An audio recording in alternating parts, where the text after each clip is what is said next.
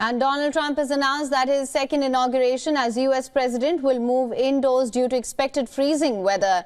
This means Trump will not stand on the Capitol steps overlooking the National Mall, which traditionally hosts a large crowd to welcome new presidents.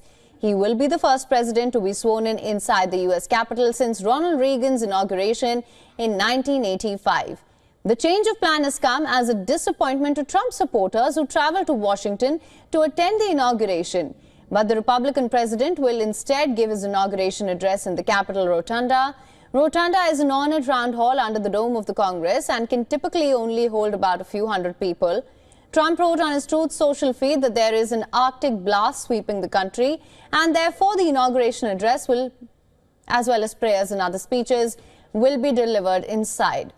Washington is forecast to be well below freezing on the 20th of January, with a temperature of -7 degrees Celsius at the time of Trump's swearing in. But it is expected to feel even colder, with gusty winds adding to the cold.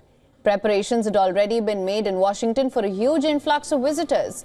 Thousands of chairs were lined up at the mall, but most will now have to watch on television. The switch means Trump will miss out on the traditional address to a sea of people, but his supporters are undeterred.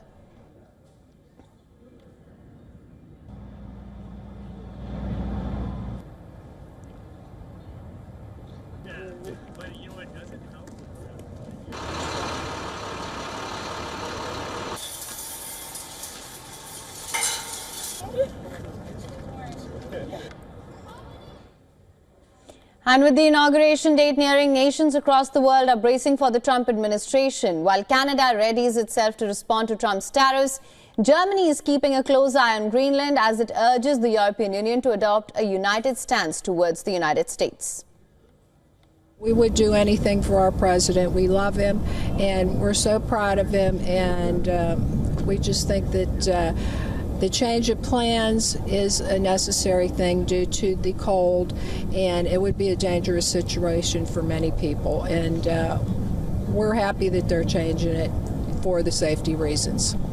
I'm disappointed, but I will say that I guess safety was of the utmost, and there was concern for the cold. Although being from Montana, where it gets to be 40 degrees below zero, this is balmy.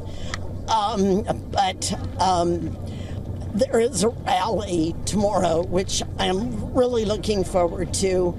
And I actually had tickets to be way up close, and so now I won't be there. American administration floating the possibility of tariffs on Canada. Our highly integrated North American auto industry is under threat. It's not just how these tariffs will hurt the Canadian industry. These tariffs will hurt the North American industry and endanger jobs in the United States as well. As for that thing with Greenland, it's no joke. And that's why I did what you have to do when you're the head of the government of Europe's largest country. Namely, I did not remain silent. We'll see what happens there, and we all heard it, and that is why there is one thing that is very important to me, that we stay together as the European Union. That people don't think, oh, he won't see me, or he won't come for me. We must act together, and I believe that it is possible. You never know.